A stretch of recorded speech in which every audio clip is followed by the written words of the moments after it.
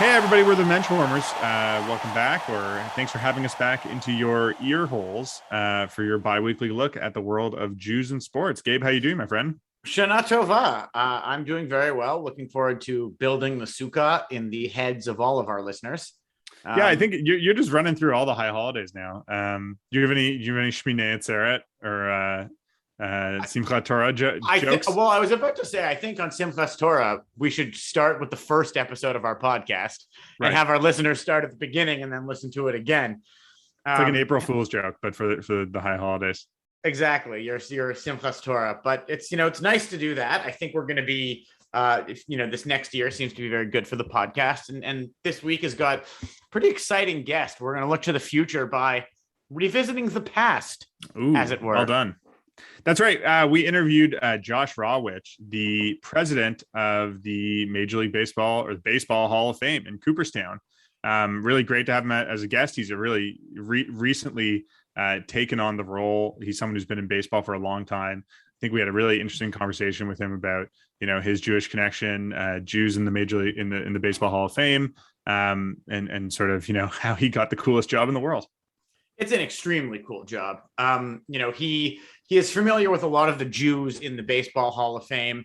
There's, a handful of Jewish halls of fame, but this is particularly the Baseball Hall of Fame. I think he mentioned, he increased the Jewish population of Cooperstown, New York, where the Jewish Hall of Fame is.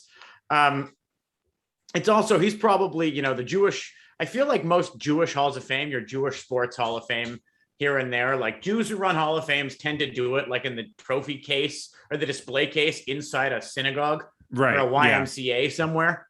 I know there's a very specifically named Southern California Jewish Sports Hall of Fame that often comes up in research as like so and so. Jock Peterson was named to the Southern California Jewish Sports Hall of Fame. I bet Josh Rawitch will be in the Southern California Jewish Sports Hall of Fame. I don't think it's only for Jews of Southern California, but it's mostly them, and it's in LA, so it's in Beverly Hills, so it mostly celebrates Jews from that area. Does it have a standalone building, or is it in a synagogue?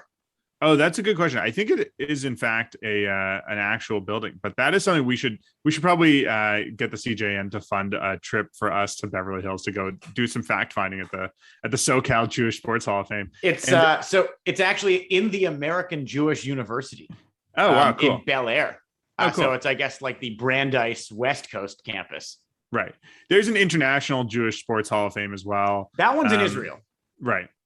That one's in Israel, and they seem to be continually inducting people. Actually, in the Southern California Hall of Fame, friend of the pod and former guest Cody Decker is a inductee of this year. So congratulations to Cody Decker for that. Yeah. We should move on to some other baseball news. Going to be a baseball heavy podcast, which I think is great because baseball is the best sport. It's the fall classic coming up. That's the only reason. And the other sports aren't really happening now.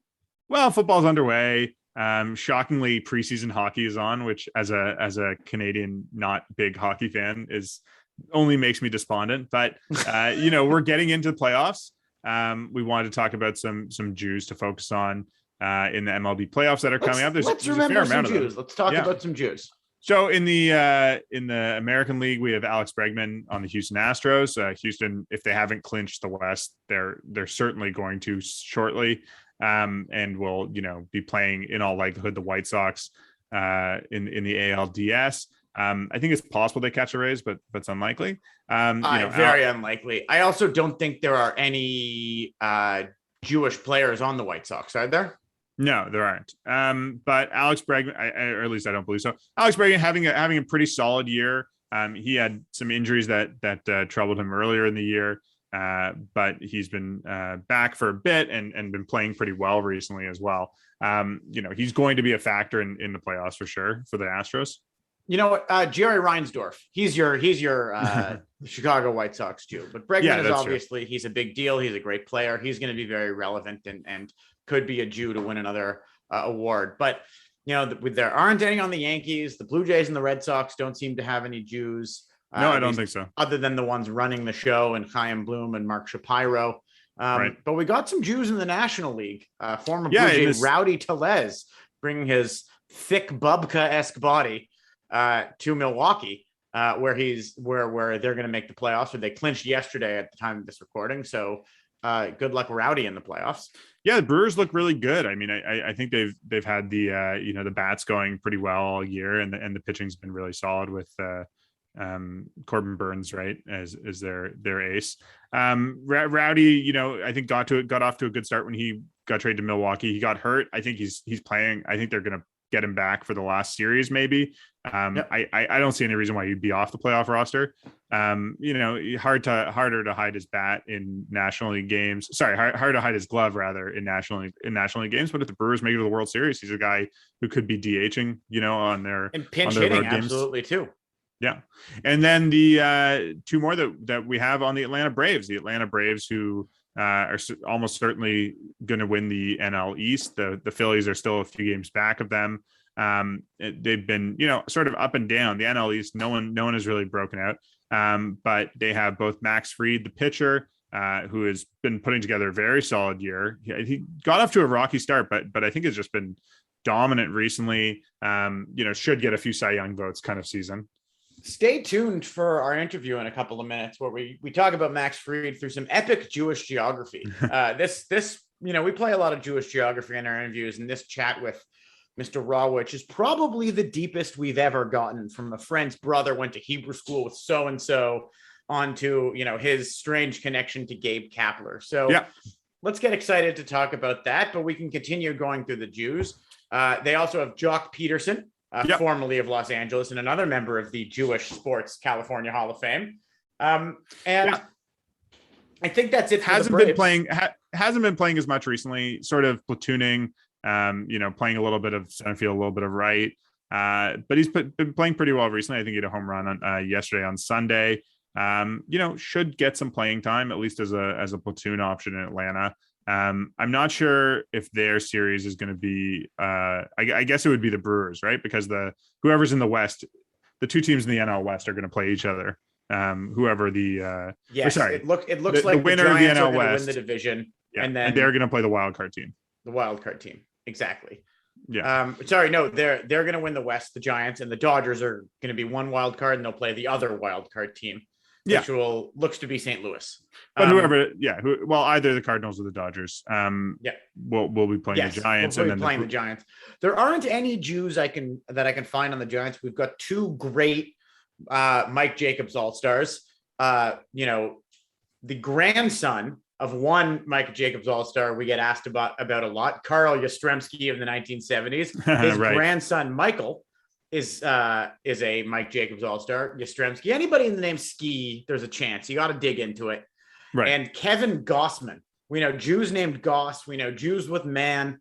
He's Gossman. He is very much not Jewish. I think he's a pretty hardcore Bible thumper, as a matter of fact. And we should mention as well, of course, in San Francisco, they've been having such a great year, and they're managed by Gabe Kapler, who is Jewish and, got sort of... will come up in our interview momentarily with Josh Rawitch. Yeah. Got sort of unceremoniously run out of Philadelphia, but has been great in San Francisco, taking over from a legend in Bruce Bochy, and, didn't have a great first year. The COVID year was weird, obviously, but they've been the best team in baseball basically this whole year from start to finish. They're doing it with guys who nobody thought they'd do it with. The rebuild is here. They're playing in one of the toughest divisions of baseball, and I think Kapler probably gets a lot of credit for that. I think I would imagine he's the favorite to be the I think so. He has really done a great job of making that one day of oil worth 8 days when it comes to the one All-Star, one Hall of Famer, and Buster Posey sort of running the team like it's a miracle. You might say the 1 day's worth of coconut oil he's making last for 8 days. Let's have our audience Google that.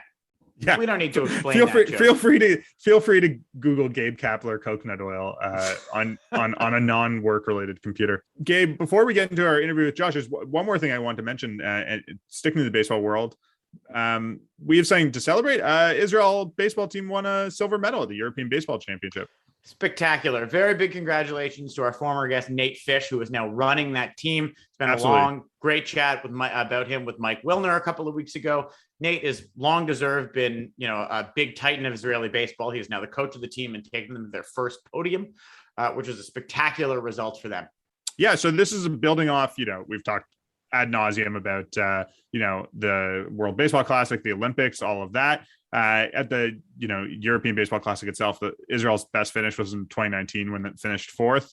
And this time they made it all the way to the finals. They took a lead into, the late innings against Netherlands, which, it might surprise some people to know this, but Netherlands is like the European baseball powerhouse, in large part because of players from the Dutch Antilles, Curaçao and Aruba, specifically, that are, sort of baseball crazy islands, and, that have produced dozens of major leaguers at this point. But Israel really had just a great run.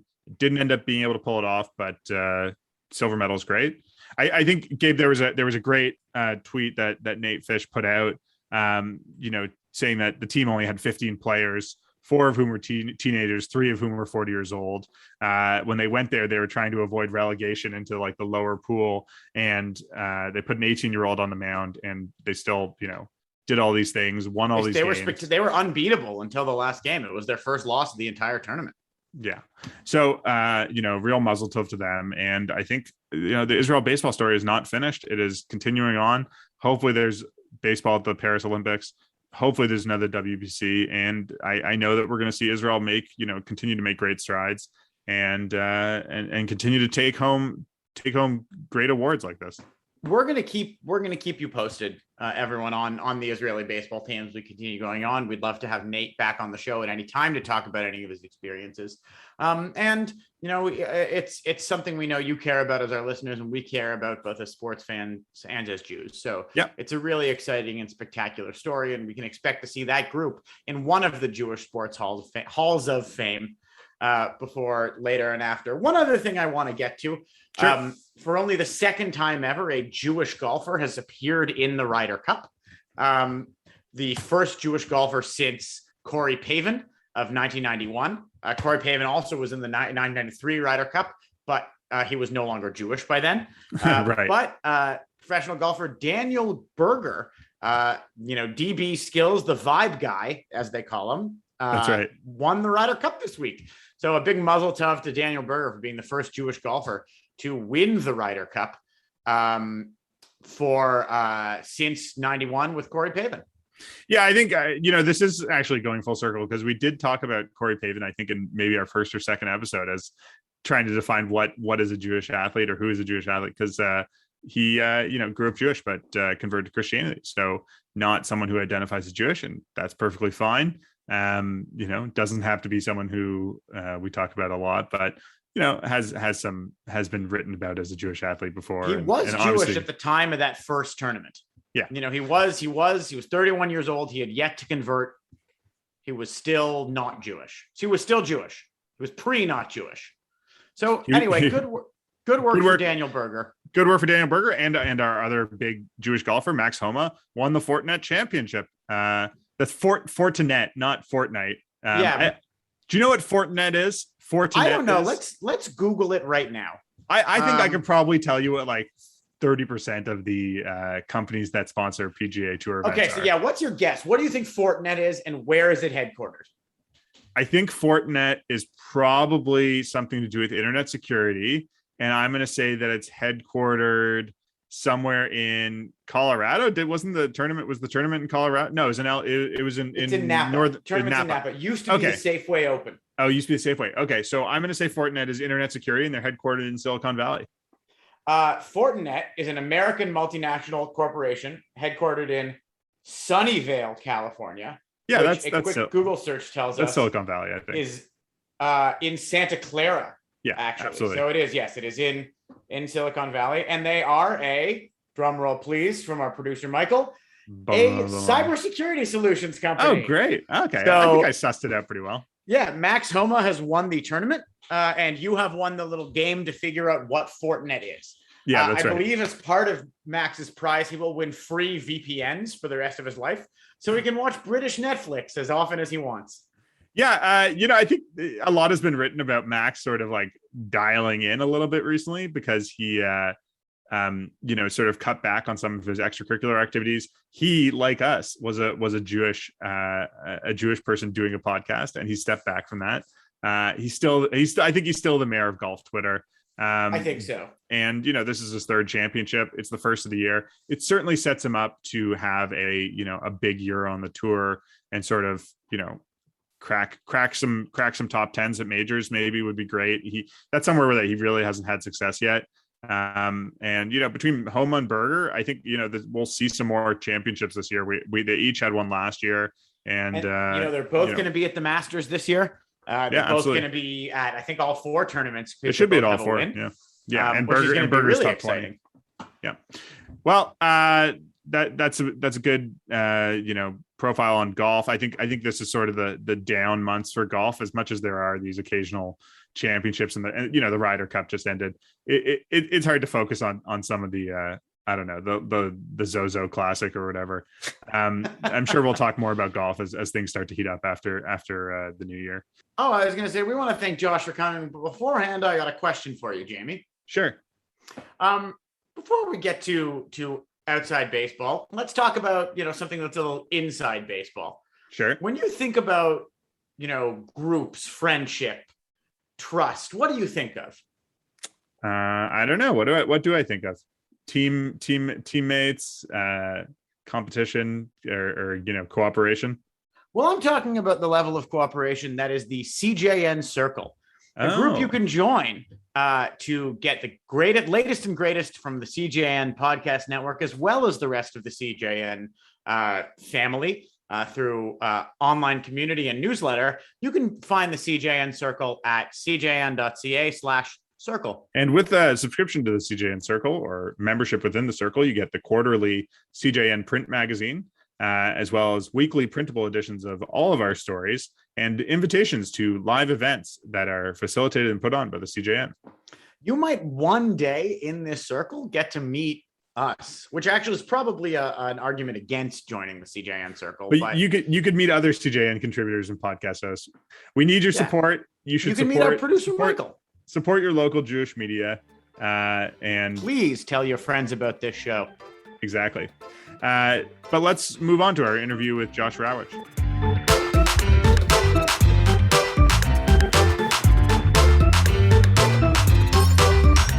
Well, we're very happy to be joined tonight by Josh Rawitch, the president of the Baseball Hall of Fame. Josh, how's it going? Doing great, guys. How are you? We're doing good. Thanks so much for being here with us. I got to say that, we've had some professional athletes on.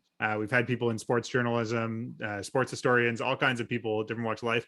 You are the person whose career I am most jealous of and whose job I am most jealous of, because you're the president of the Baseball Hall of Fame. And I can't think of any place I'd rather spend my days. Beats the salt mine of whatever else I do. I'm sometimes jealous of myself as well. Honestly, there are definitely been days since I took this job where I kind of look around and go, man, I can't believe this is where I get to come to work every day. So I appreciate the sentiment. When you and your family moved, presumably to Cooperstown, to what degree did you multiply the Jewish population of the town? Well, it's quite funny you say that, because it is not a particularly large Jewish community out here. And interestingly, my immediate past predecessor, Jeff Idelson, who had been here for 25 years and was back as the interim president, I was one of the questions I actually asked him as we were he was the first person that suggested this might be a good position for me. And I just said, I'm curious, what is the Jewish community like out there? And he said, it's small but mighty. They don't have a synagogue here in Cooperstown, but there is one out in Oneonta, and I'm guessing that, by adding 4 Jews to the mix, we definitely increased it significantly. So Josh, you recently became the president, not too long ago. Can you tell our listeners a little bit about sort of, how you got there, your journey in Major League Baseball, different things you've done during your career? Yeah, sure. I mean, I got incredibly lucky as a freshman in college in Indiana. I wound up landing an internship with the Dodgers, which was my hometown team, born and raised in Los Angeles. And obviously, 1995, it was a lot less competitive to get those sorts of positions. So I was very fortunate. I did that for a few years. And ultimately, over the course of about 15 years at the Dodgers, I kind of just worked my way up from an intern into, when I left, I was the vice president of communications there. And in between, I spent a couple years actually as a sports reporter. I covered the Dodgers for a year. covered the Giants for a year. And actually, I've got a good Sean Green story that we can come back to. But oh, great. But anyway, yeah, and then ultimately, Derek Hall, interestingly, another Menschwarmer, I would say, was the president of the Arizona Diamondbacks.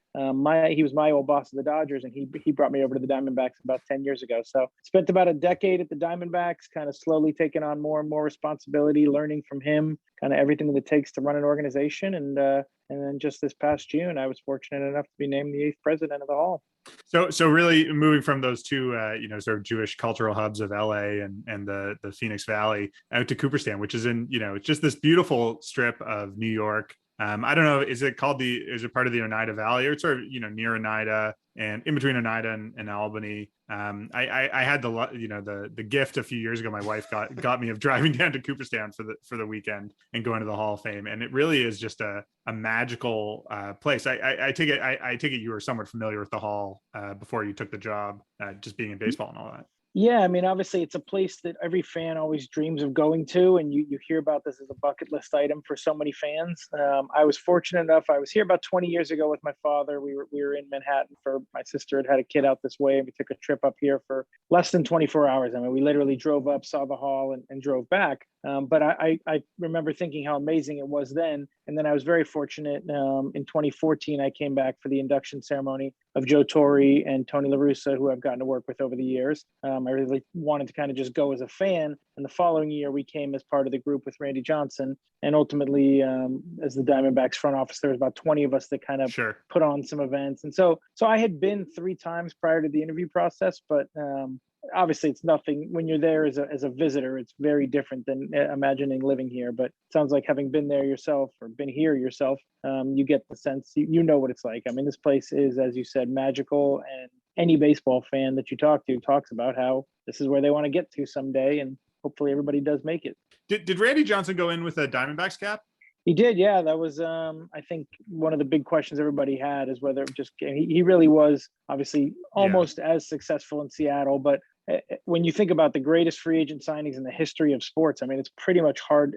He signed a 4-year deal and he won 4 Cy Young Awards in a row. I mean, I don't know how you really top that. And including a World Series in the middle of it. So, I mean, he that was all with the Diamondbacks, and he chose to wear our logo on the cap. Well, don't forget, we are the Canadian Jewish News, so we'll always consider Randy Johnson an Expo. I was about to say that. He should have gone in wearing an Expos cap.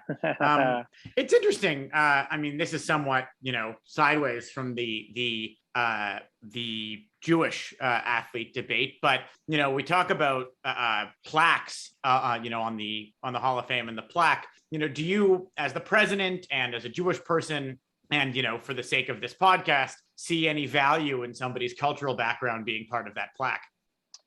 Man, there are so few words on these plaques. I think I get somewhere in like the 84 range or something. I mean, it is really hard to get what these guys have done in their careers, and in Effa Manley's case, these women have done in their careers. I mean, ultimately, if it was that significant a part of why they got into the Hall of Fame, I would say yes. But in the instance where, generally speaking, they're obviously not going in there because of their religious background. Yeah, exactly. It could be any religion. Even if you had an incredibly religious Catholic or Muslim, I don't know that part of it would belong on the plaque. But one of the cool things that I think people don't really realize about the Hall of Fame is it's obviously more than just a Hall of Fame. It's a museum as well. Right. And so there are multiple stories that are multiple floors, I should say, not stories, multiple floors of background information. And in fact, I remember walking by right when you walk into the beginning of the museum, there's a bat that was given out to one of the early Jewish players in the 1870s, I think. It's like literally almost a 150-year-old bat. And so the stories of various religions and backgrounds and cultures are told throughout the museum. I'm just not sure whether the plaque gallery is really the place for that. But it is amazing that I think the plaque gallery is the closest thing to a cathedral that baseball has. Aside from the stadiums, it has that sort of that sort of grandeur of a grand religious structure. That's pretty amazing. But I thought we would talk a little bit about some of the Jews in the Hall of Fame. One of the more recent inductees, but I think the oldest, going back the furthest, is Barney Dreyfuss, who is the one of the owners of the Pittsburgh Pirates, and the guy who's considered at least one of the people who came up with the idea for the World Series. So that's a recent inductee that I think probably we haven't talked about. People don't know much about. It's sort of like an oddball kind of inductee that I think it's sort of like, well, if you come up with the World Series, something as enduring and important as the World Series, you get to be in the Hall. That's worthy of inclusion. Yeah, I'd say so. I mean, that one of the really cool things too is that as someone who's really new at this, I mean, I've basically been in this role now for 10 days in the actual president's role, and I've only worked at the Hall for about a month. I mean, I go in every single day. I walk into the plaque gallery every day. I kind of have a calendar reminder that sends me either into the plaque gallery or the museum so that I can go find out about a lot of people. Because honestly, I probably couldn't name all the Jews that are on the walls there just yet. And there are still, as much as I, hate to admit it, I'm sure there are Hall of Famers that I can't tell you a whole heck of a lot about. And so, so much of what I'm loving doing is soaking this up and learning it myself. Because as we kind of talked about before we got on air, I mean, everybody knows Sandy Koufax and Hank Greenberg, but really truly learning more about who all 333 Hall of Famers is now part of my job description. Right. Well, that's 3 of the 5. There's 5 total Jews. The fourth and second most recent, I think, is Bud Selig, who we all know is the most recent Major League Baseball commissioner, former owner of the Milwaukee Brewers, sort of long time baseball guy. That also seems like one of those things where it's sort of like, if you're commissioner for 15, 20 years, you're a Hall of Famer. I think Selig, I think no, I think Bud Selig's the kind of guy that's like everyone had an opinion on at some point or another. Like some people liked him, didn't like him, whatever. But like you can't be commissioner for that long without leaving a real indelible impact on the game and total changes on it. So he was inducted. And what I think he really doesn't get enough credit, I think, for just how much the game grew during his tenure. I mean, what he did for any warts that he often admits to, and he wrote a great book. If you haven't read his autobiography, it's really well done, where he actually touches on a lot of things he wishes he'd have done better. But you look at, where the game was when he took over and where it was when he left, and it's pretty darn impressive. I think baseball, because of it, the nature of it, and the sort of tradition that's baked into it, there's people who will have an opinion on something like interleague play, and it's like they'll never come back from that. They would never forgive someone for that, or the player strike or something like that, canceling the World Series, where it's like, how can we support this guy? And sort of a similar story behind the most recent inductee who was just inducted recently is Marvin Miller, who was not a baseball player, or not even a baseball manager or coach or anything like that, but a labor organizer who convinced Major League Baseball players to organize and start a players association, and in the same way had probably as big an impact on the way modern sports are and the way modern baseball is as anyone, just in terms of how free agency has changed the game, and the players have had empowerment in all major sports for the last 50 odd years. Yeah, and there have been many people who felt like it was long overdue, that he should have gotten in while he was still alive. And obviously, I think anytime someone gets in after they've passed, I think that's unfortunate. I know in this instance, I'm pretty sure, I would hate to guess at this, but I believe Donald Fear is also Jewish, and he spoke on behalf of the Miller family when he was there, and also a fellow Indiana Hoosier, similar to me. But yeah, exactly. But ultimately, somebody like Marvin Miller, there are a handful. I think I should know the number off the top of my head, but it's somewhere in the range of 260 players out of the 333 people who have been inducted into the Hall of Fame, and the remainder are either umpires, executives, or managers. And so, you realize how difficult it is to get in as somebody like Marvin Miller, who obviously didn't play the game. It's really only maybe 60, 70 people that have ever gotten in with that sort of background. So again, somebody who clearly changed the game in amazing ways. And frankly, what we didn't hear a lot about, which it set in motion not just the changes in baseball, but throughout all of sports. And you look at the way free agency was in so many of these other sports where it's part of what you accept as normal, clearly wasn't normal back when he was pushing for it. And it's, obviously we hear that things like a lot of people probably wouldn't be able to tell you the story of Curt Flood or of Marvin Miller, but if you go to the Hall of Fame, you would. What I find amazing about pretty much all sports Hall of Fames, and I guess this is your challenge coming up soon, is that you've got, 50, 60 odd exhibits, and you could read every word of all of them, and it's all interesting. Because it's a self-selecting audience. You don't go unless you really want to know.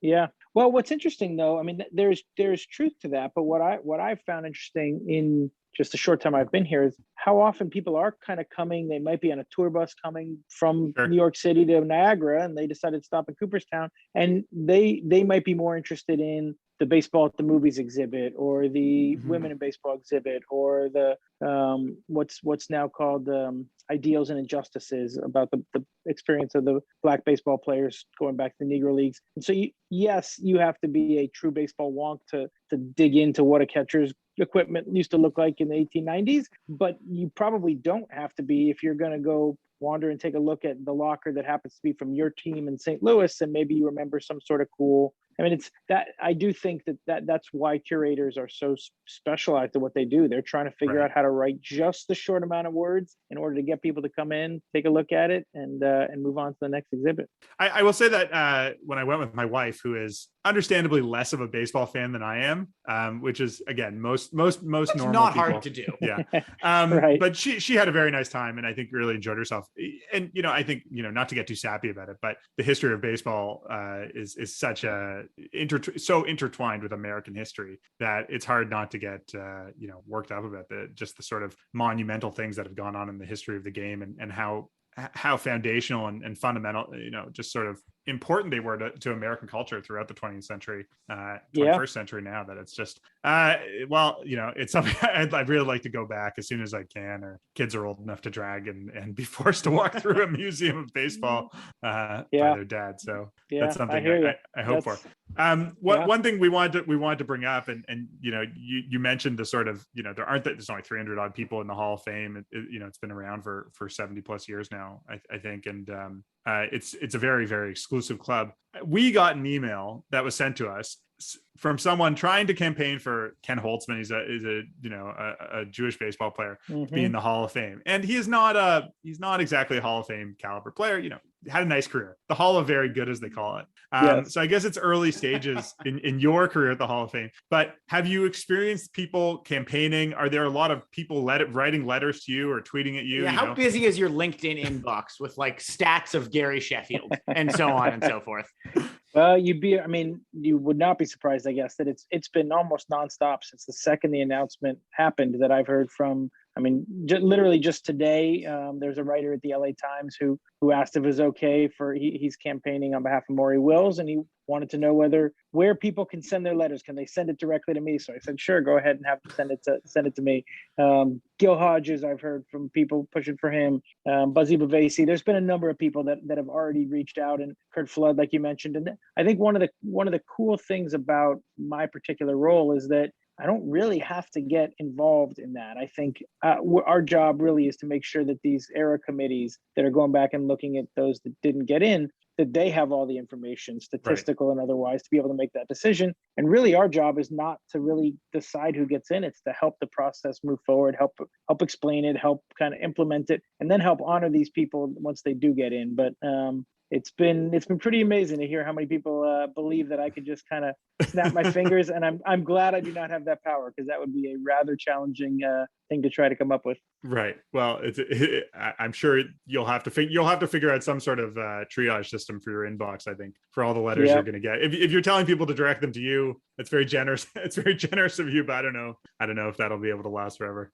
But I will tell you this though, and I mean this in all sincerity, that part of what I think I've tried to do in my whole career is I've always taken the approach that it's one fan at a time. And then when people do email me, I do get back to them, and people tweet at me and I respond. And I just think as the modern executive has to kind of look at the way the world interacts on social media and otherwise. I mean, they coming up at the Dodgers, I remember somebody once said to me that, well, we can't really do all these. If we did it for one, we've got to do it for all of them. Mm-hmm. I realize that we can't do we can't be everything to everyone. But I do think, if people are going to take the time to write to us, we do try to acknowledge all of those things that come in one way or another. That's great. I think we've seen, in the last couple of years with the inclusion of guys who were sort of overlooked in their time and made it in, that it was incredibly meaningful to them personally. Someone like Andre Dawson or that it was incredibly meaningful to them and their fans and people who campaign for it to see their guy in. Something we like to ask of our guests, we are obviously Jewish and we are sports fans. And, we watched our Jewish athletes growing up and had our favorites. Being from Toronto, Sean Green, as you mentioned earlier, was a big deal. And I would love to hear that story. But for you growing up in LA, working in Phoenix, who are the Jewish athletes that you followed or you paid attention to just because they were Jewish? Because something we all do is go, oh, that guy's Jewish. Right, we've done it with Ryan Braun for the last 15 years and Sean Green for the 10 before that. Yeah, exactly. Well, what's funny is I remember growing up there. I don't remember that many, and even growing up in Los Angeles. That I remember Steve Yeager when we found out that Steve Yeager was Jewish. We were like, man, Right. that's so cool. The catcher for the Dodgers is Jewish. But there weren't really that many that I can remember specifically. It's weird because you talked about Koufax a lot. That's when you grew up a Dodger fan in Los Angeles. People just talked about Koufax and not playing on Yom Kippur, and and I'm sure there are others that I'm probably not remember. I mean, like I remember Rod Carew having converted to Judaism. We're like, wow, that's really cool. Now he's a Hall of Famer. So I guess technically there you've got another Hall of Fame Jew. It is debated. We've looked into this before. Rod Carew, he was married to a Jewish woman. His daughters, I think, were all brought up Jewish, but he said, he was very in touch with Judaism and familiar with it, but he never formally converted and doesn't consider himself Jewish per se. Obviously a friend of the tribe, let's say. Yes. Yeah, so we can blame Adam Sandler for the right. Misinformation, but he won't respond to our emails, unfortunately.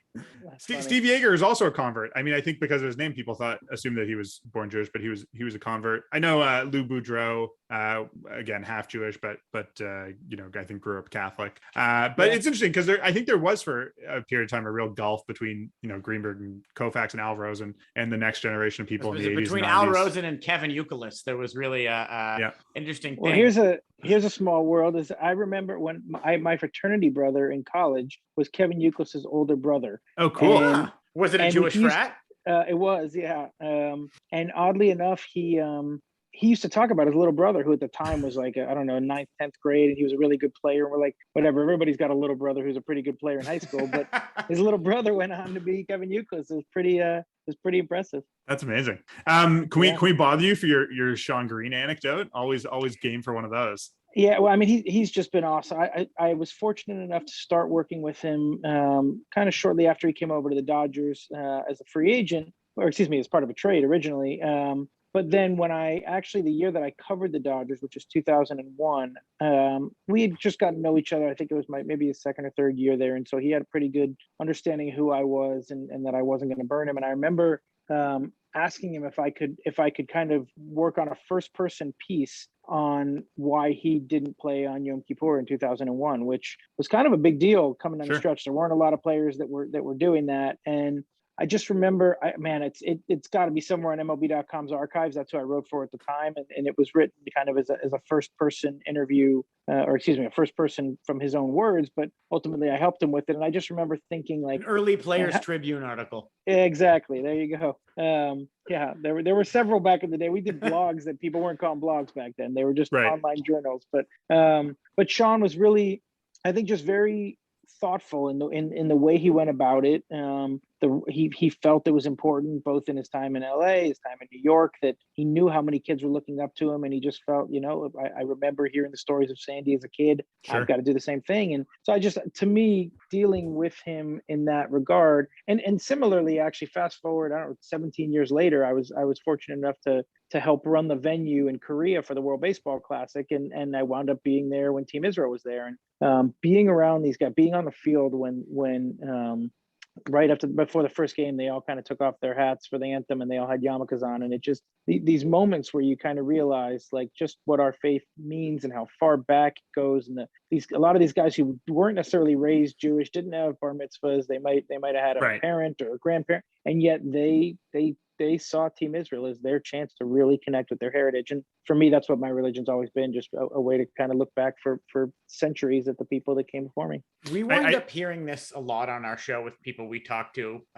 Cody Decker of that Israeli team is a great example, and he was he's awesome. Wonderful guy and a great guest that, about a month ago. But there's a line from Ike Davis where he talks about when he first got traded to New York, all of a sudden he realized that because he was Jewish, people cared who he was. and he was a relatively anonymous major leaguer before then. And after that, like it brought him into the community more because he was being reached out to so often. Yeah, and I remember Sean had that same experience in Toronto, where he said there were a number of people that obviously reached out to him and was getting invited to synagogues left and right, and that sort of stuff. Like it just everyone in Toronto has a story that they claim Sean Green went to their synagogue. It's like a thing.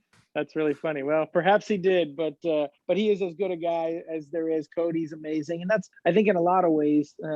When you guys reached out to me, I mean, first of all, there's never been a more fitting podcast for me. I'm the ultimate bench warmer. Like that is where I belong. And when it comes to playing skills and hopefully my menschness, but I think when people reach out throughout the community, everybody wants to try to help each other, and I think that's I assume that's the case with other faiths as well. That when you find somebody who kind of was raised with the same upbringing that you were, you kind of want to do what you can to try to help them. We've had one no in the history of this podcast. And it is a future Hall of Famer. At least I think they will be. But it's not saying who it is. It's just we've had only one in the history of the show. All right. Anyways, Josh, I won't try to guess. Yeah. Well, they may or may not do play-by-play for the Yankees. That's not important. Okay, fair enough. Josh, thank you for being so generous with your time. I think we're going to wrap it up there, but that was really great. Josh, I don't know if you have anything to plug. I mean, the Baseball Hall of Fame, guys. Go to the Hall of Fame. Go to the Baseball Hall of Fame. It's worth your time. It's out of the way, or it's on the way to something. It's worth going to. You will not regret it. It is something everyone should see in their lifetime. If you like baseball even a little, you should go to the Baseball Hall of Fame in Cooperstown. Well, and I will end it with this, as I have with a few other podcasts I've done. If you listening to this podcast and you get there and you tell somebody at the front that you're there because of the Menschwarmers, they know to come find me, and I'll come bring something out to the people out front. And fantastic. Just in general, yeah. I mean, it's such an amazing place to come. That part of what makes it cool is that it isn't on the way. It is really, you kind of have to make an effort to get there, but because of that, it's just such a special town. And I hope I get to meet some of your listeners out this way. I'm sure you will. And you might meet one of us one day if we find our way out there. We sort of have like a dream of coming to play golf at Turning Stone and then go to the Hall of Fame and then come back via the Finger Lakes. There's a whole itinerary that's been thrown around before. I love it. Well, don't give up on Leatherstocking. That golf course, which is right, literally 15 steps from the hall, is unbelievable. It's right on Lake Otsego, and you've got the back patio of the Otesaga, which is the hotel that all the Hall of Famers stay at. Right. I mean, you don't even have to do Turning Stone. Just make it straight to Cooperstown, and we got plenty for you to do out here. Oh, there you go. That's fantastic. Okay, we'll come for Kevin Youkilis's Hall of Fame induction. Maybe 2030 Veterans Committee 2030. We'll be there. I love it. And his brother Scott will be there, and we'll reminisce about college. Exactly. Sounds good. Thanks again, Josh. This is great. You bet, guys.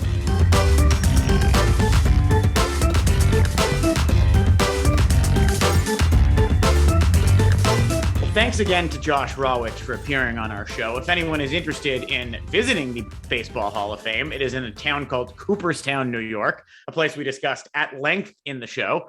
If you would like to come with us to visit Josh, just mention, as he said, mention the Menschwarmers at the front desk and that you're here to see Josh, and the Menschwarmers, either Gabe or Jamie, will send you. And he promised some sort of memorabilia. I'm hoping it's like a menorah with like baseball bats with all the Jewish players. Josh, get on that. If you can create that memorabilia, I think that maybe a Sandy Koufax baseball card. A Sandy Koufax baseball card would be pretty cool. Maybe like a Menschwarmers ball cap with the Hall of Fame logo. These are just ideas. I'm just spitballing some ideas here. Yeah. Gabe, we talked about some Jews in the Major League Baseball, or the Baseball Hall of Fame. I don't know. Did we? Major League Baseball. Know we talked about some Jews. We talked about some Jews in the Baseball Hall of Fame. And there's one person I'd like to mention as well, who's not a Jew, but who is a Mike Jacobs All-Star in the Baseball Hall of Fame. And that's Mordecai Brown. Do you know Mordecai Brown? Three-Finger Brown? Three-Finger Brown. So Mordecai Brown was a pitcher for, mostly the Cubs and some other teams back at the turn of the 20th century.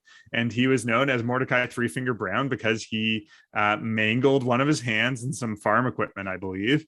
And he used that sort of mangled hand to manipulate the ball in a certain way. That's sort of how he was so good at throwing the ball. like farm equipment injuries were like really, really common back then. Yeah, you know, just like if you grow up, if you're like a corn-fed American, like our producer Michael would know about this, but I'm pretty sure that there's a bit in Cheers where the character Woody just like keeps telling people about horrifying farm injuries that happened in the town he grew up in. Yeah. So Mordecai Brown, injured his hand, learned how to throw like a knuckle slurve or something like that with it. And I think he was one of those like farm boys who like, grew up throwing rocks at fence posts or something like that. Local school children. And he was one of the dominant pitchers of that dead ball era. Selected for the Hall of Fame in 1949. And as far as I know, one of the few famous non-Jews named Mordecai. I really don't think I can think of any others. Like Moises Alou. Yeah, like Moises Alou, but Moises at least is like from Moses, or like a pretty straightforward part of the Bible. Pretty sure for about a minute there was a guy on the Blue Jays named Mike Mordecai. Yeah, Mike Mordecai, but that was a last name. It's a last name. So if anyone's aware of any other non-Jewish Mordecais, you can let us know. Any other famous Mordecais? Yeah, first name or last name? That's a very, very good question. But Mordecai Brown definitely sounds like could be a Jewish guy. Morty Brown, definitely was someone who I thought growing up was Jewish. So a salute to Mike Jacobs All-Star, Mordecai Morty Brown.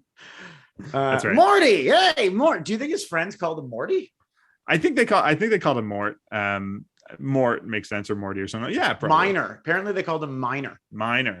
I guess Three Finger is probably something they wrote about behind his back. Yeah, exactly. Or Brownie. Okay, according to Wikipedia, which I feel like the Wikipedia of these are like written by the Hall of Fame Veterans Committee. It's like written by some guy from Sabre. Yeah, exactly. Apparently they called him Brownie or Mort. Okay. And I think a lot of our listeners will remember from the Simpsons episode where Mr. Burns tries to recruit him for their softball team. Oh, that's right. Even though he had been dead for about 45 years. He was one of the players that Mr. Burns wanted before he hired all the ringers. Yeah. Anyways, any member of the Brooklyn Tip Tops. Anyways, I think that's enough baseball talk for one night. Let's leave it there. Thanks again to Josh for joining us. As always, you can find us at the Canadian Jewish News, the CJN.ca, where you can find our podcast, all our other great sister podcasts, and all the other Canadian Jewish news. And if you're listening to this for the first time, feel free to jump ahead into our archives on the Simchas Torah. We recommend our episode featuring hockey player Zach Hyman, wrestler Colt Cabana, or broadcaster Mike Wilner, our most recent episodes we all love. We think you'll love them too. Yeah, if you're listening to us through the CJN website, you can continue to do so, or you can find us on any podcast app. And please subscribe and like our podcast, and it can be right into your ears every 2 weeks. You can also straight into your ear holes. Straight into your ears. As always, you can follow us on Twitter at Menschwarmers for lots of spicy takes about all the news about Jews and sports. Until next time, we're Gabe and Jamie. Thanks to our producer, Michael Freeman, and the Canadian Jewish News. Have a great week, everybody.